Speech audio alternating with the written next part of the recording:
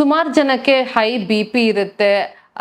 ಹೇಗೆ ಕಡಿಮೆ ಮಾಡ್ಕೊಳ್ಬೇಕು, ಯಾಕೆ ಈ ಬಿ ಪಿ ಜಾಸ್ತಿ ಆಗ್ತಿದೆ, ಆಮೇಲೆ ಹೈಪರ್ ಟೆನ್ಷನ್ ಅಂತ ಇದೆ ಅಂತ ಯಾರಿಗೆ ಹೇಳ್ತೀವಿ, ಯಾವ ಕಾರಣಗಳಿಂದ ಈ ಹೈಪರ್ ಟೆನ್ಷನ್ ಆಗತ್ತೆ, ಬಿ ಪಿ ಜಾಸ್ತಿ ಆಗೋದು ಉಪ್ಪಿಂದ ಮಾತ್ರನಾ ಅಥವಾ ಬೇರೆ ಏನಾದರೂ ಕಾರಣಗಳಿದೆಯಾ, ಎಷ್ಟು ಉಪ್ಪು ತಿನ್ನಬೇಕು, ಇದ್ರ ಬಗ್ಗೆ ಎಲ್ಲ ಸುಮಾರು ಜನ ಕೇಳ್ತಿರ್ತಾರೆ. ಇವತ್ತಿನ ವಿಡಿಯೋದಲ್ಲಿ ಇದೆಲ್ಲದ್ರ ಬಗ್ಗೆ ಮಾತಾಡೋಣ. ನಮಸ್ತೆ, ನಾನು ಡಾಕ್ಟರ್ ಅಪೂರ್ವ ಮುಕುಂದ್, ಪ್ರಾಣ ಪ್ರಕೃತಿ ಚಿಕಿತ್ಸೆ, ಕಲಬುರ್ಗಿಯಿಂದ. ಮೊದಲನೇದಾಗಿ ಬಿ ಪಿ ಅಂದ್ರೆ ಏನು, ಹೈಪರ್ ಟೆನ್ಷನ್ ಅಂದ್ರೆ ಏನು ಅಂತ ತಿಳ್ಕೊಳ್ಳೋಣ. ಬಿ ಪಿ ಅಂದ್ರೆ blood pressure.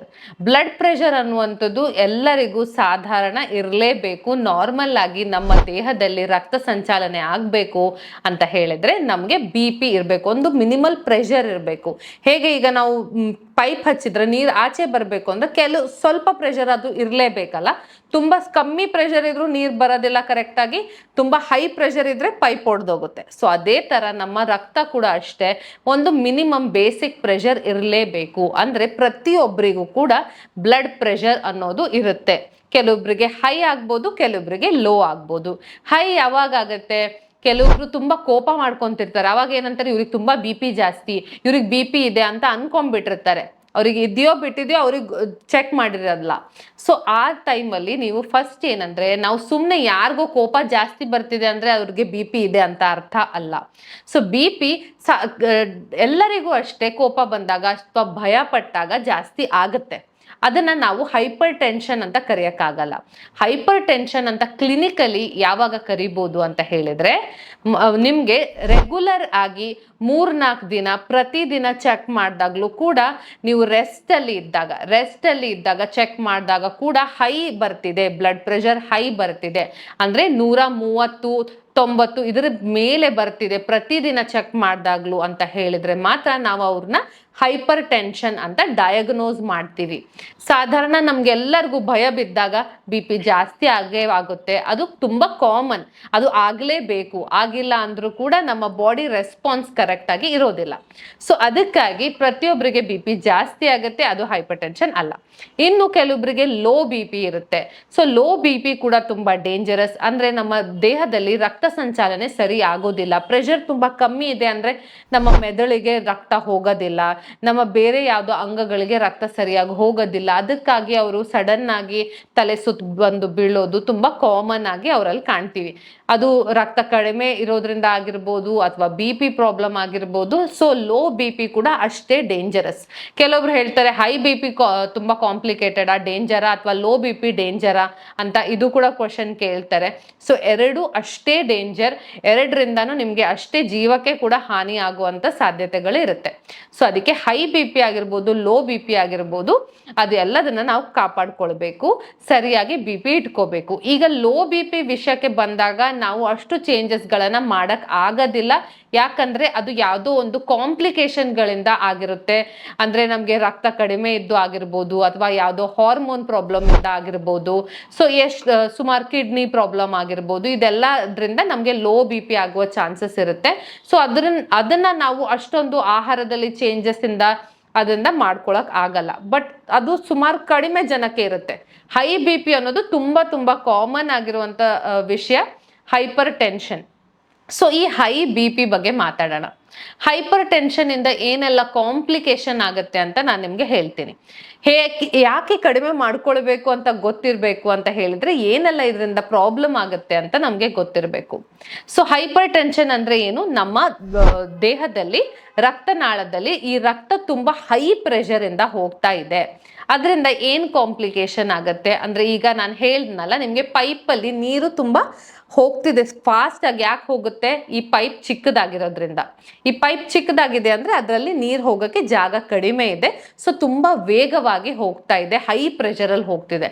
So high pressure ಅಲ್ಲಿ ಹೋದಾಗ ಏನಾಗುತ್ತೆ, ತುಂಬಾ ಹೈ ಫೋರ್ಸ್ ಇಂದ ನೀರು ಬಿಟ್ರೆ ಅಲ್ಲಿ ನಿಮ್ಗೆ ಗಾಯ ಆಗೋ ಚಾನ್ಸಸ್ ಇರುತ್ತೆ, ನೋವು ಬರೋ ಚಾನ್ಸಸ್ ಇರುತ್ತೆ. ಅದೇ ರೀತಿ ನಮ್ಮ ರಕ್ತ ಕೂಡ ಹೈ ಪ್ರೆಷರ್ ಅಲ್ಲಿ ಹೋದಾಗ ನಮ್ಮ ಅಂಗಗಳಿಗೆ, ಆರ್ಗನ್ಸ್ಗಳಿಗೆ ಡ್ಯಾಮೇಜ್ ಮಾಡುತ್ತೆ. ಅಥವಾ ಕೆಲವೊಂದ್ಸಲ ಈ ರಕ್ತನಾಳ ಒಡೆಯೋ ಚಾನ್ಸಸ್ ಇರುತ್ತೆ, ಬರ್ಸ್ಟ್ ಆಗೋ ಚಾನ್ಸಸ್ ಇರುತ್ತೆ.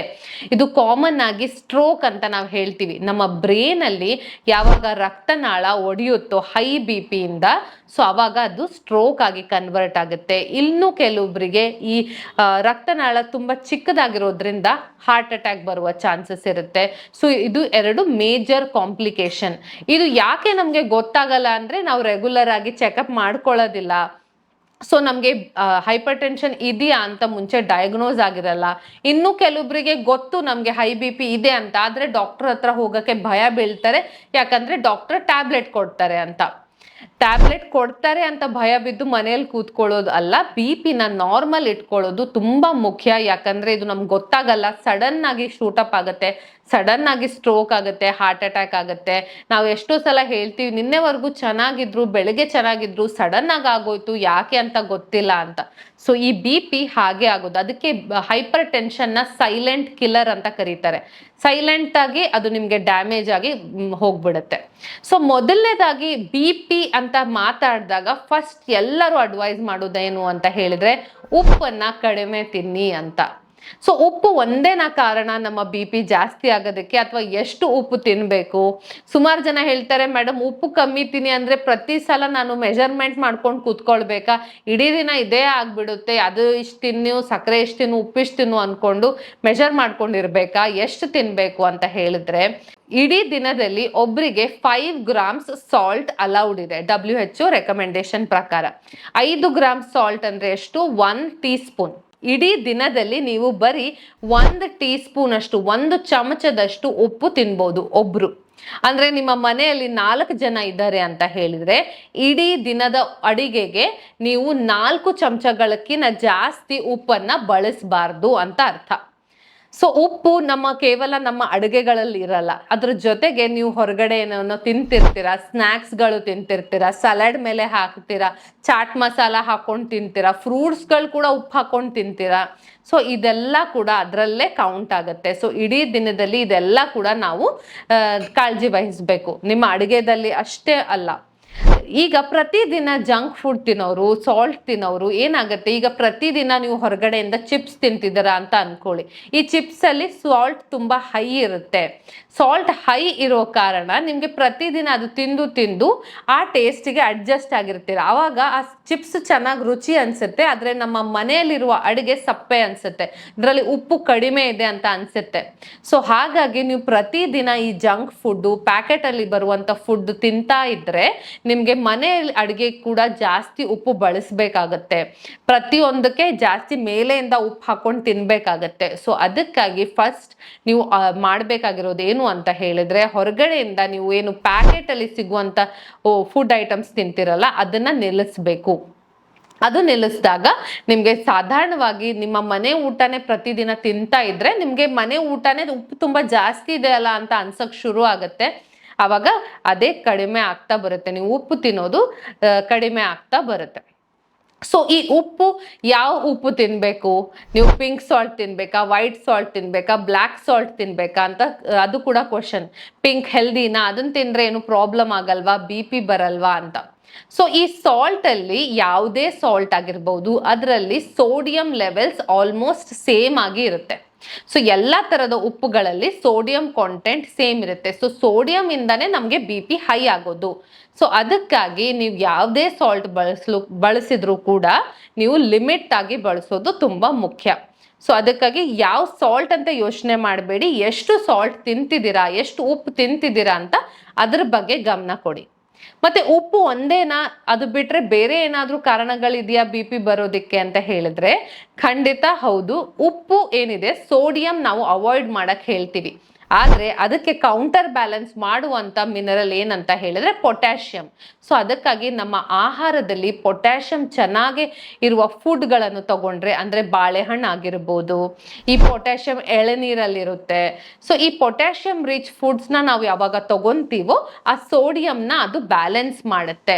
ಸೊ ಸೋಡಿಯಂ ಇಂದ, ಉಪ್ಪಿಂದ ನಮ್ಗೆ ಆಗುವಂತ ಡ್ಯಾಮೇಜ್ಗಳನ್ನ ಕಡಿಮೆ ಮಾಡುತ್ತೆ. ಸೊ ಅದಕ್ಕೆ ದಿನನಿತ್ಯ ಪೊಟ್ಯಾಷಿಯಂ ಇರುವಂತ ಫುಡ್ಗಳನ್ನ ನೀವು ತಗೊಳ್ತಾ ಬರಬೇಕು. ಅದ್ರ ಜೊತೆಗೆ ನಿಮ್ಮ ಜೀವನ ಶೈಲಿ, ಸ್ಟ್ರೆಸ್ ಲೆವೆಲ್ಸ್ ಆಗಿರ್ಬೋದು, ಸುಮಾರು ಜನ ಜಾಸ್ತಿ ಸ್ಟ್ರೆಸ್ ತಗೋತಾರೆ, ಅದರಿಂದ ಅದ್ರ ಜೊತೆಗೆ ಉಪ್ಪು ಕೂಡ ಜಾಸ್ತಿ ತಿಂದ್ರೆ ಖಂಡಿತ ಅದು ಇನ್ನೂ ಪ್ರಾಬ್ಲಮ್ ಕ್ರಿಯೇಟ್ ಮಾಡುತ್ತೆ. ಇನ್ನು ಕೆಲವೊಬ್ರು ಆಲ್ಕೋಹಾಲ್ ಕುಡಿಯೋದಾಗಿರ್ಬೋದು ಅಥವಾ ಸ್ಮೋಕಿಂಗ್ ಮಾಡೋದಾಗಿರ್ಬೋದು, ಇದೆಲ್ಲ ಕೂಡ ಮಾಡ್ತಾರೆ. ಇದು ಕೂಡ ಸ್ಟ್ರೆಸ್ ಲೆವೆಲ್ಸ್ ಇನ್ಕ್ರೀಸ್ ಮಾಡುತ್ತೆ. ಇದು ಕೂಡ free radical damage, oxidative stress ಅಂತ ಹೇಳ್ತೀವಿ, ಈ ಡ್ಯಾಮೇಜ್ ನ ಇನ್ಕ್ರೀಸ್ ಮಾಡುತ್ತೆ. ಸೊ ಇದು ಕೂಡ ಮಾಡಿದ್ರೆ ಅದ್ರ ಜೊತೆ ಉಪ್ಪು ಅಥವಾ ನಿಮ್ ಎಕ್ಸಸೈಸ್ ಇಲ್ಲ, ಏನೂ ಇಲ್ಲ ಅಂತ ಹೇಳಿದ್ರೆ ಡ್ಯಾಮೇಜ್ ಇನ್ನೂ ಜಾಸ್ತಿ ಆಗತ್ತೆ. ಅದ್ರ ಜೊತೆಗೆ ಎಕ್ಸಸೈಸ್, ಇಡೀ ದಿನ ಆಕ್ಟಿವ್ ಆಗಿ ಇರುವಂಥದ್ದು, ಇದೆಲ್ಲ ಕೂಡ ಅಷ್ಟೇ ಮುಖ್ಯ. ನಿಮ್ಮ ವೇಟ್ ಎಷ್ಟಿದೆ ಅದು ಮುಖ್ಯ. ನೀವು ತುಂಬಾ ಒಬೆಸಿಟಿ ಇದೆ, ತುಂಬಾ ವೇಟ್ ಜಾಸ್ತಿ ಇದೆ ಎಷ್ಟು ವರ್ಷಗಳಿಂದ ಅಂತ ಹೇಳಿದ್ರೆ ನಿಮ್ಗೆ BP ಬರುವ ಚಾನ್ಸಸ್, ಅಂದ್ರೆ ಹೈಪರ್ ಟೆನ್ಷನ್ ಬರುವ ಚಾನ್ಸಸ್ ತುಂಬಾ ಜಾಸ್ತಿ ಇರುತ್ತೆ. ಸೊ ಎಲ್ಲದನ್ನು ನೀವು ಕಾಪಾಡಿಕೊಂಡ್ರೆ, ಅದ್ರ ಜೊತೆಗೆ ಉಪ್ಪು ಲೆವೆಲ್ಸ್ ಕೂಡ ಮೇಂಟೈನ್ ಮಾಡಿಕೊಂಡ್ರೆ ನೀವು ಹೈಪರ್ ಟೆನ್ಷನ್ ನ ಪ್ರಿವೆಂಟ್ ಮಾಡಬಹುದು, ಬರ್ದೇ ಇರುವಂಗೆ ನೋಡ್ಕೊಳ್ಬಹುದು. ಹಾಗೆ ಆಲ್ರೆಡಿ BP ಇದೆ ಅಂದ್ರೆ ಅದು ಕೂಡ ನೀವು ಕಡಿಮೆ ಮಾಡ್ಕೊಳ್ಬಹುದು. ಸೊ BP ಇದ್ದಾಗ ಏನಾಗತ್ತೆ ಅಂತ ಹೇಳಿದ್ರೆ ನೈಟ್ರಿಕ್ ಆಕ್ಸೈಡ್, ನೈಟ್ರೇಟ್ಸ್ ಈ ಲೆವೆಲ್ಸ್ ನ ಕಡಿಮೆ ಆಗ್ಬಿಟ್ಟಿರುತ್ತೆ. ಈ ಕಡಿಮೆ ಆಗಿರೋದ್ರಿಂದ ನಿಮ್ಮ ಬ್ಲಡ್ ವೆಸಲ್ಸ್ ಏನಿದೆ ಸುಮಾರು ತುಂಬಾ ಸಣ್ಣ ಆಗ್ಬಿಟ್ಟಿರುತ್ತೆ, ಅದು ಒಂದು ಕಾರಣ. ಇನ್ನೊಂದೇನು ಕಾರಣ ಅಂತ ಹೇಳಿದ್ರೆ ನೀವು ಕೊಲೆಸ್ಟ್ರಾಲ್ ಜಾಸ್ತಿ ಇದ್ದು, ಟ್ರೈಗ್ಲಿಸರೈಡ್ಸ್, ಈ ಬ್ಯಾಡ್ ಕೊಲೆಸ್ಟ್ರಾಲ್ ಅಂತ ಏನ್ ಹೇಳ್ತೀವಿ, LDL ಕೊಲೆಸ್ಟ್ರಾಲ್ ತುಂಬಾ ಜಾಸ್ತಿ ಆದ್ರೆ ನಿಮ್ಮ ರಕ್ತನಾಳದಲ್ಲಿ ಬ್ಲಾಕೇಜ್ ಕ್ರಿಯೇಟ್ ಮಾಡುತ್ತೆ. ಅದರಿಂದ ನಿಮ್ಮ ಪೈಪ್ ಏನಿದೆ, ನಿಮ್ಮ ರಕ್ತನಾಳ ಏನಿದೆ ತುಂಬಾ ಅದರಲ್ಲಿ ಜಾಗ ಕಡಿಮೆ ಆಗ್ತಾ ಬರುತ್ತೆ. ಇದೊಂದು ಕಾರಣ. ಇನ್ನೊಂದು ಸ್ಟ್ರೆಸ್ ಇದಕ್ಕೊಂದು ಕಾರಣ. ಸೊ ಇದೆಲ್ಲ ಕಾರಣಗಳಿಂದ ನಮ್ಮ BP ತುಂಬಾ ಹೈ ಆಗ್ತಾ ಇರುತ್ತೆ. ನೀರಿನ ಅಂಶ ಕಡಿಮೆ ಕುಡಿಯೋದು ಅಥವಾ ಕಿಡ್ನಿ ಪ್ರಾಬ್ಲಮ್ಸ್ ಇದ್ರೂ ಕೂಡ ನಮ್ಗೆ ಸೋಡಿಯಂ ಪೊಟ್ಯಾಷಿಯಂ ಇನ್ಬ್ಯಾಲೆನ್ಸ್ ಆಗುತ್ತೆ. ಕಿಡ್ನಿ ಪ್ರಾಬ್ಲಮ್ಸ್ ಇದ್ದಾಗ ಆವಾಗ ಕೂಡ ನಮ್ಗೆ BP ಶೂಟ್ ಅಪ್ ಆಗುತ್ತೆ. ಸೊ ಇದೆಲ್ಲ ಕಾರಣಗಳಿಂದ ನಮ್ಮ BP ರೈಸ್ ಆಗುತ್ತೆ. ಸೊ ಫುಡ್ಸ್ ಅಲ್ಲಿ ಮೋಸ್ಟ್ ಇಂಪಾರ್ಟೆಂಟ್ ನೀವು ಏನ್ ತಗೊಳ್ಬೇಕು ಅಂತ ಹೇಳಿದ್ರೆ ಡೆಫಿನೆಟ್ ಆಗಿ ನೀರ್ ಕರೆಕ್ಟ್ ಆಗಿ ಕುಡಿಬೇಕು. ಇನ್ನೊಂದೇನಂತ ಹೇಳಿದ್ರೆ ನೈಟ್ರೇಟ್ ರಿಚ್ ಫುಡ್ಸ್ ನ ತಗೊಳ್ಬಹುದು. ಈ ನೈಟ್ರೇಟ್ಸ್ ನ್ಯಾಚುರಲಿ ಯಾವ್ದ್ರಲ್ಲಿದೆ ಅಂತ ಹೇಳಿದ್ರೆ ಬೀಟ್ರೂಟ್ ಅಲ್ಲಿ ಇದೆ. ಸೊ ಬೀಟ್ರೂಟ್ ಜ್ಯೂಸ್ ತಗೋಬಹುದು ಅಥವಾ ಬೀಟ್ರೂಟ್ ಪಲ್ಯನ ರೆಗ್ಯುಲರ್ ಆಗಿ ತಿನ್ನಿ, ಬೀಟ್ರೂಟ್ ನ ಸ್ಯಾಲಡ್ ರೂಪದಲ್ಲಿ ತಿನ್ನಿ. ಸೊ ಬೀಟ್ರೂಟ್ ತಿನ್ನೋದ್ರಿಂದ ನೈಟ್ರೇಟ್ ಲೆವೆಲ್ ಹೈ ಆಗಿ ನಿಮ್ಗೆ ಕಂಟ್ರೋಲಿಗೆ ಬರುತ್ತೆ. ಇನ್ನೊಂದು ನಾನು ಆಲ್ರೆಡಿ ಹೇಳಿದೆ, ಪೊಟ್ಯಾಷಿಯಂ ರಿಚ್ ಫುಡ್ಸ್ ನ ಕನ್ಸ್ಯೂಮ್ ಮಾಡಬೇಕು ಅಂತ. ಬಾಳೆಹಣ್ಣು ಆಗಿರ್ಬೋದು, ಎಳ್ನೀರಾಗಿರ್ಬೋದು, ಇದನ್ನ ಸೇವಿಸಿ. ಇನ್ನೊಂದು ಮೋಸ್ಟ್ ಇಂಪಾರ್ಟೆಂಟ್ ಅಂತ ಹೇಳಿದ್ರೆ ನಾವು ಈ ಆಲಿಸಿನ್ ಅಂತ ಹೇಳ್ತೀವಿ. ಈ ಆಲಿಸಿನ್ ಕಾಂಪೌಂಡ್ಸ್ ಯಾವ್ದ್ರಲ್ಲಿದೆ, ನಮ್ಮ ಈರುಳ್ಳಿ ಬೆಳ್ಳುಳ್ಳಿಯಲ್ಲಿದೆ. ಅದರಲ್ಲಿ ಕೂಡ ಈ ಬ್ಲಡ್ ಥಿನ್ನಿಂಗ್ ಕಾಂಪೋನೆಂಟ್ ಇರುತ್ತೆ. ಅದರಿಂದ ನಾವು ಹೇಗೆ ನಮಗೆ BP ಇದ್ದಾಗ ಡಾಕ್ಟರ್ಸ್ ಬ್ಲಡ್ ಥಿನ್ನರ್ಸ್ ನ ಅಡ್ವೈಸ್ ಮಾಡ್ತಾರೆ. ಸೊ ಅದಕ್ಕೆ ನೀವು ಬೆಳ್ಳುಳ್ಳಿ ರೆಗ್ಯುಲರ್ ಆಗಿ ತಿಂದ್ರು ಕೂಡ ಈ ಬ್ಲಡ್ ಥಿನ್ನರ್ ಆಗಿ ವರ್ಕ್ ಆಗುತ್ತೆ, ನಿಮ್ಗೆ BP ನ ಕಂಟ್ರೋಲ್ಗೆ ಇಡುತ್ತೆ. ಬಟ್ ಇದೆಲ್ಲ ಮಾಡಬೇಕಾದ್ರೆ ಮುಖ್ಯವಾದದ್ದು ಏನಂತ ಹೇಳಿದ್ರೆ ನೀವು ಆಲ್ರೆಡಿ ಮೆಡಿಸಿನ್ಸ್ ತಗೋತಿದ್ದೀರಾ ಅಂತ ನೋಡ್ಬೇಕು. ಟ್ಯಾಬ್ಲೆಟ್ಸ್ ತಗೊಳ್ತಿದ್ದೀರಾ, ಅದ್ರ ಜೊತೆಗೆ ನೀವು ಬೀಟ್ರೂಟ್ ಜ್ಯೂಸು ಕುಡಿತಿದ್ದೀರಾ, ಬೆಳ್ಳುಳ್ಳಿ ಕೂಡ ತಿಂತಿದ್ದೀರಾ ಅಂದ್ರೆ BP ತುಂಬಾ ಲೋ ಆಗೋ ಚಾನ್ಸಸ್ ಕೂಡ ಇರುತ್ತೆ. ಅದಕ್ಕೆ ನೀವು ಅದನ್ನ ಟ್ಯಾಬ್ಲೆಟ್ಸ್ ಜೊತೆಗೆ ಎಷ್ಟಾಗುತ್ತೆ, ಅದನ್ನ ಹೇಗೆ ತಿನ್ನಬೇಕು ಅದೆಲ್ಲ ನೋಡೋದು ತುಂಬಾ ಮುಖ್ಯ. ಆಮೇಲೆ BP ಜಾಸ್ತಿ ಇದೆ ಅಂದ್ರೆ ಡಾಕ್ಟರ್ನ ಖಂಡಿತವಾಗ್ಲೂ ನೀವು ಕನ್ಸಲ್ಟ್ ಮಾಡಬೇಕು.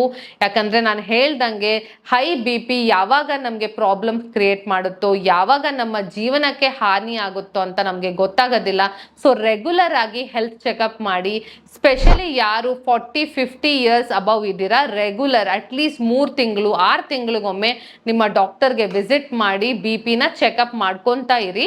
ನಿಮ್ಗೆ ಬೇಗ ಗೊತ್ತಾದಷ್ಟು ನಿಮ್ಗೆ ಅದನ್ನ ಕಂಟ್ರೋಲ್ ಮಾಡಕ್ಕೆ ಈಸಿ ಆಗುತ್ತೆ.